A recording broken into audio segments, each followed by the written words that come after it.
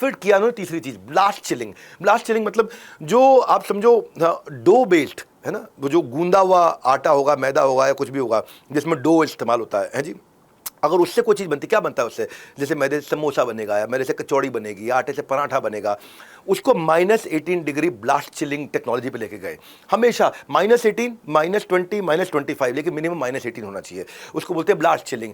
उसके बाद क्या किया, जीरो ह्यूमन टच। इतना हाइजीनिक कर दूं खाने को कि भाई मेरे लिए जीरो ह्यूमन टच होना चाहिए कि ताकि हाइजीन मेंटेन रहे। और पांचवी final, cold chain logistics. -18 degree temperature की कोल्ड चेन पूरी लॉजिस्टिक्स, जब तक अमेरिका के अंदर, जब तक वॉलमार्ट में नहीं पहुंच जाएगा न्यू जर्सी के, जहां गुजराती आदमी उसको डब्बे, जो तब तक कहीं पे भी सबको -18 डिग्री मेंटेन करके रखेंगे।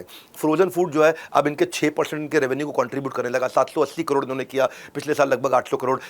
2000 से लेकर 2024 तक 17 करोड़ से 1600 करोड़ पहुंच गए, यानी कि 100 गुना ग्रोथ ली इन्होंने। इनका कैगर 22% का रहा। आज हल्दीराम का जो स्नैक्स और स्वीट है वो 80 देशों में बिक रहा है। क्यों?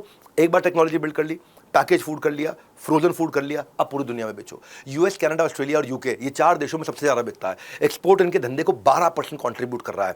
सबसे बड़े ट्रेडिशनल इंडियन स्नैक्स के एक्सपोर्टर आज हल्दीराम ही है। हल्दीराम ने पहला ओवरसीज फैक्ट्री यूके में लगाई। वहां ओवरसीज फैक्ट्री जो उनकी यूके में लगी, वहां पे मिठाई बनती है, लेकिन स्नैक्स इंडिया से एक्सपोर्ट हो रहा है जी। जो जितना भी नमकीन है, जो चिप्स है, जो भजिया है, वो सारी इंडिया से एक्सपोर्ट हो रही है। खाली जो मिठाई है वो अमेरिका में या यूके में वही फैक्ट्री में बनती है। यूके में उन्होंने पहली फैक्ट्री लगाई थी।